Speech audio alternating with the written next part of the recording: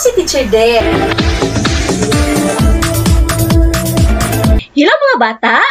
Ang atong tun-an karon bahin sa pag-ila sa pagkapariha sa mga porma o pag-ila sa mga bahin sa lawas. Sa iro nato, ang simetriya o pagkapariha sama na sa usa ka samin. Diba og mutan-aw ka sa samin sa inyong balay, makita rani mo imong kaugalingon?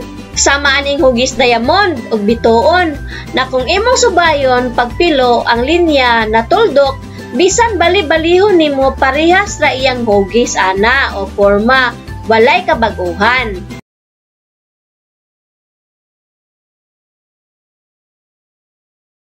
Kining tulo ka hugis dili kini magkapareha kay ato ning pangpiloon subay anang mga tuldok na linya dili gyud na magtupong o magkapareho ang forma.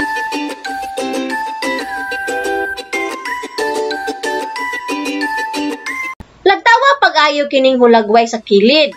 Usa ka naong sa tawo makita nimo ang tin-aw na linya o halap na linya na gitung-an o gipikas pinatindog na mga tuldok na linya gitawag kinig magkaparehong linya, symmetrical lines. Diba? Ang tin-aw o halap na porma pareha kayo pagkasukod. Mao kini ang nagpamatuod na ang hulagway sa nawong sa tao usa ka simetriya o symmetry.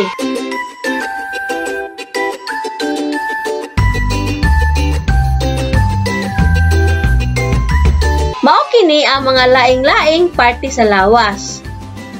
Ulo, abaga, hawak, dapi-dapi, tuhod, ug tiil.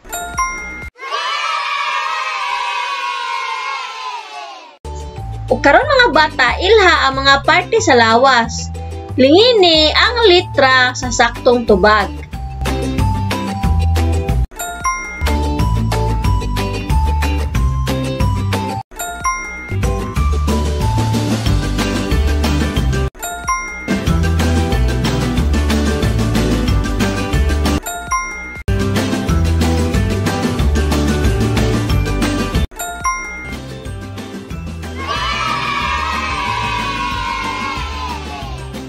Mga bata, latawa pag-ayo ang hulagway.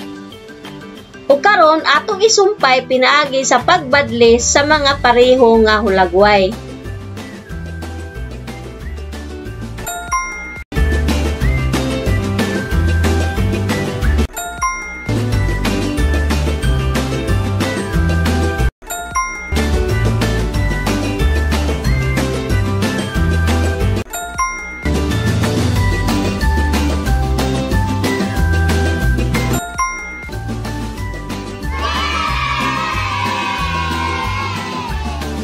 Very good mga bata! O karon, atong isumpay pinaagi sa pagbadlis gikan sa litrato nga naa sa wala paingon sa ngalan niini nga naa sa tuo. Sige!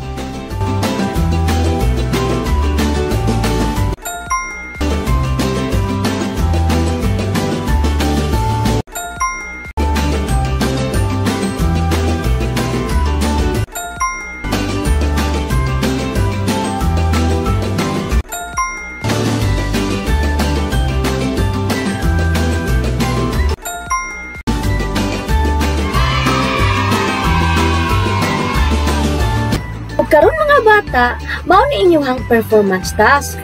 Tabangan mo bisan kinsa inyong kauban sa balay.